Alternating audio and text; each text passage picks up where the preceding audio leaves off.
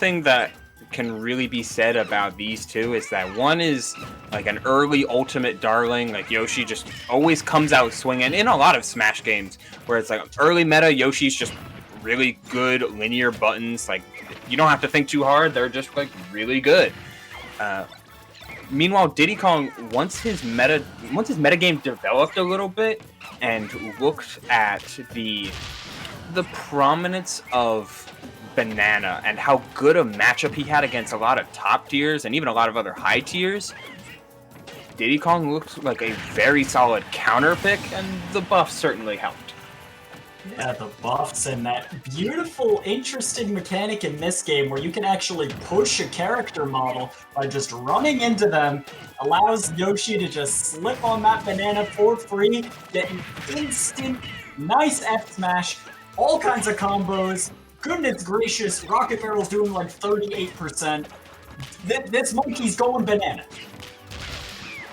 This shit is bananas, and he lived, so B-A-N-A-N-A-S. Gosh.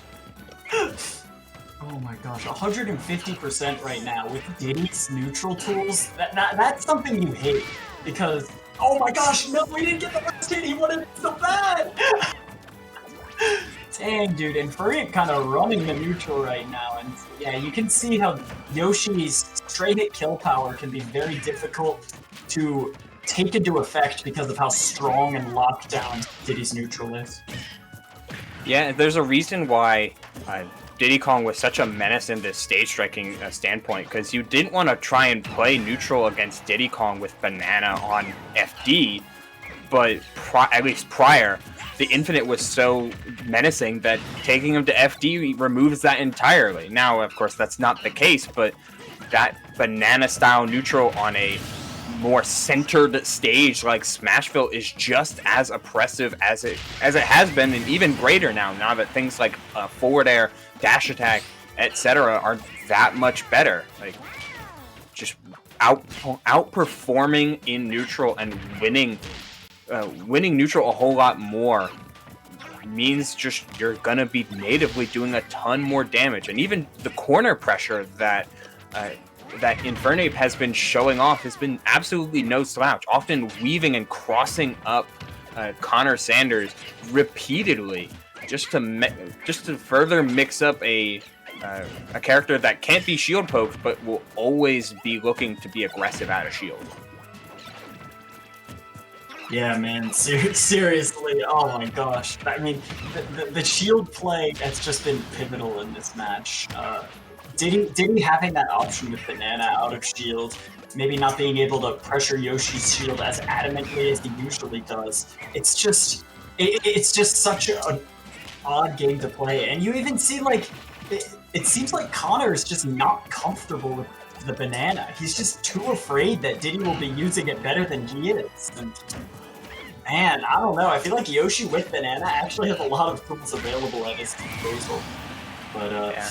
Not quite sure on the frame data of Yoshi's item toss, because yes, that is frame data that you can look at, and it's one of the few bad pieces of frame data Pikachu has. Very strange, very strange. It's a little bit awkward, but I can see things like Yoshi Nair just really chaining out a Banana pretty effectively. Oh, suddenly we're getting pretty close. We really had a really good lead, but Diddy has to get that hit in order to secure the stock. And Connor Sanders kind of going crazy right now. Oh, he's dead. He went crazy. He did it. That was it. Congratulations. He went sicko mode. Please kill me. Please. He did go sicko mode, though. He kind of did, though. The Yoshi kind of did go sicko mode. I regretted it as soon as I said it. Oh my gosh, either way, Infernape definitely scrambling to try and get that match back under control at the end there, but Yoshi down tilt functioning as one of the better down tilts in the game, just a remarkable tool to set up tech chases and situations where your opponent feels like they're forced to burn an option. Diddy is forced to burn the jump, and with his low airspeed, he is still over the stage after the down tilt, and bam! That forward air is gross! And it just goes to show like how important center stage is, not just to Diddy Kong, but against him as well. What Infernape was doing in a lot of instances was, hey, when I'm trying to recover, I'm going to I'm going to monkey flip or I'm going to double jump monkey flip, and that's going to be his first tool every time. But that got called out once in the set, despite Connor Sanders being prepared for it many a times, and all it took was once to put Connor Sanders in a terrible ledge position that was wrapped up for the kill. Yeah, all it takes is one, but it can only take one game to get back into this match. And Infernape was running it for a very, very long time. If he can play a little bit more cautiously in those tight scenarios, perhaps he can end up taking it. Versus Connor Sanders, we will have to wait and see, as the choice here is PS2. Yeah, I mean, this is a hard choice, especially as Diddy Kong, because this stage offers so much, and maybe you see the same stage banned for Connor Sanders, like he bans Town and FD, because you don't want to play against Diddy Kong's neutral on that wide of a stage. So he goes to PS2, but this is arguably Yoshi's best stage. Like the biplat setup leaves so much room for Yoshi to cover the skies and land pretty safely on these platforms. The double jump armor and generally wide variety of stage means you can use that double jump much more you can use that double jump offensively and still feel relatively safe that you're over stage in some regard. Yeah, exactly. I mean, definitely some great grinding options there for Yoshi. Using a nice egg mix-up to get out of a tight spot in that situation as well. Ape just continues pulling these bananas, and Connor is giving him the respect he deserves. Diddy with banana is one of the best characters in the game, perhaps. Like, that had a shield game. Ooh. There was a reason that despite all of the items that Smash Ultimate and Smash 4 added to make the casual gameplay that much more interesting, Banana Peel still continued to be one of, if not the best items in the game. It just offers so much in the right hands, and Diddy Kong is absolutely the right hands as Infernape decides, hey, I'm done approaching Yoshi. I'm done with it. Why would I want to do that? That's so big, dude. Once you make that step, suddenly the Yoshi matchup starts making sense, right? Because you're just like, wait a minute. He has to hit me. And I can just make him not hit me. I can just move around. And then the Yoshi's like, man, I gotta kill him? How is this gonna happen? He can hold shield. Yeah, he can hold shield with Banana and be just as threatening as he was.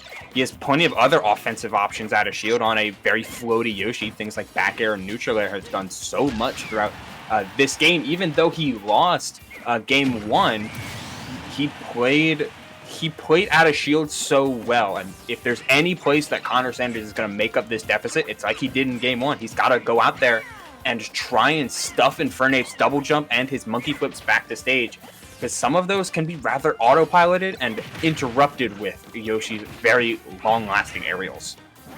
Yeah, we're getting a nice stock there is Connor Sanders. The Yoshi damage output can definitely be threatening, and we've seen what a couple hits can do, but man, again, Infernape just completely running this show at the moment. The PS2 pick definitely coming in handy because he can just run away and disengage from Yoshi whenever he wants. A little feisty on the barrels, but boy, is that hard to punish. It goes for it. Yeah, this is it's very akin to many movement hitboxes where, hey, I'm gonna be I'm blazing a trail of fire, and if you get in the way, then that's your own fault.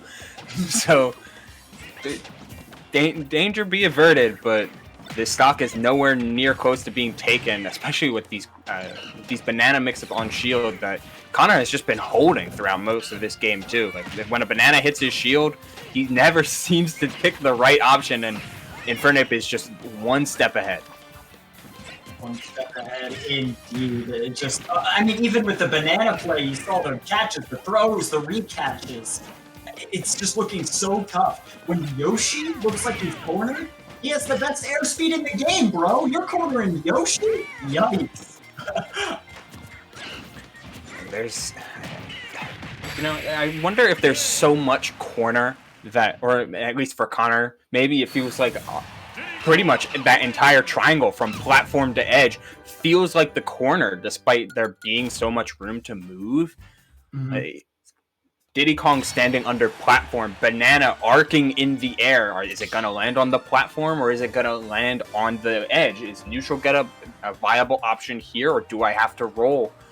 The reason Infernape got so much off of so little is because he was always just positioned correctly for every individual punish. Yeah, man, the positioning was so huge. It played such a big part in the development of that match. We saw Infernape just utilizing those dashbacks at the exact right moments, using those short hops, using those... I mean, it was just a very lockdown neutral that Connor didn't seem to have an answer to. And that's something that's scary if you're playing as Yoshi, because you know Yoshi's pretty fundamentally based, and when he gets those openings, he kind of goes ham. But when you feel like you can't get an opening with Yoshi, you have to start slowing down your gameplay a lot. Like, Yeah. That's scary. Okay, I really do. I appreciate this pick more than just a... Like, I won on this stage, so I should go back to it. If you're really that afraid of being cornered, and the corner pressure that Infernape has been showing off throughout this entire set, then yeah, let me hand out by the Smashville platform, which is just in center stage. Okay, barrels. But this is the point. This is the point of why you go here. I'm not gonna get stuck in the corner against Diddy Kong and against a practice Diddy Kong. Instead, I'll hang out in center, and then I will cover all of your tools, all of your airspeed options, because you only can go to one place, and I'm here waiting. Yeah, exactly, man. And the barrels hitting him afterwards was a small price to pay for such an amazing opening there for Connor. I mean, that's dictating the entire pace of the match. And Infernape definitely easing his way back in there here and there, but now every errant hit on shield is just the lead getting further and further away. Okay. A little bit too late on that follow-up. No, G Wrestling 981. We don't want to become famous. Get out of here. Yo, big follows. Sorry, I love big follows. Don't go there. Do not. We don't trust bots here. Instead, we just see what Smash Ultimate gameplay can do. As the monkey flip was used rather early. I got a little distracted by my favorite user in chat. On with the match. That frame 5 up smash doesn't hit 10 feet behind you, Diddy. So try it again. Yeah, man, Infernape is struggling right now. I mean, the kill power for Diddy is like, it's there.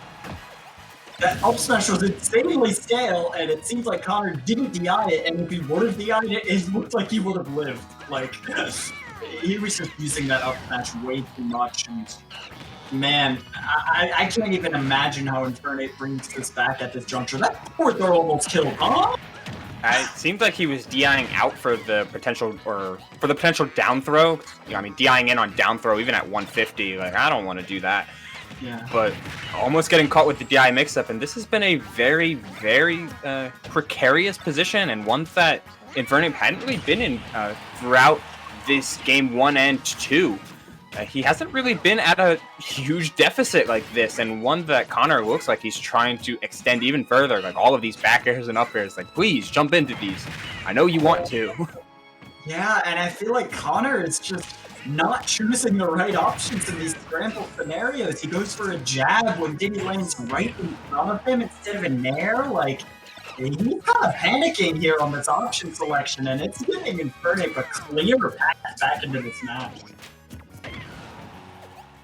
99, if you honestly, even if you lose the stock right now, you feel much better if you're Infernape, and still, okay, not even the grab, not yet at least. Yeah, no, Yoshi's grabs just do not kill until 200 plus.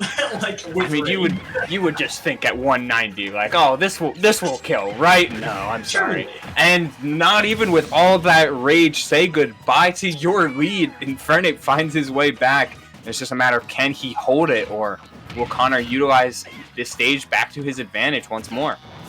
I'm just continuing to be baffled. Like, even securing that with an up smash, like, I don't know, man. I feel like there's like no Yoshi Nair being used at all, and that is like your ideal tool in that situation. I don't know. Maybe that's just something that's weighing on me and not Connor. Maybe he's just happy to get that stock back, and we are just moving on with this last game. So, yikes! The loser of this goes into a pretty stacked group, so that's scary.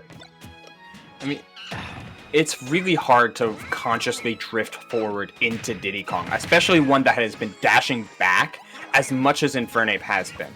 Like, whenever Infernape wants space, a simple dashback is usually all that he needs in order to put out something to stuff Connor before he gets anything going. But, you know, Yoshi's damage output is nothing to sneeze on, but Banana out of shield. What's there more to say? What's there more to say, man? I mean, you tap Diddy's shield, and he is one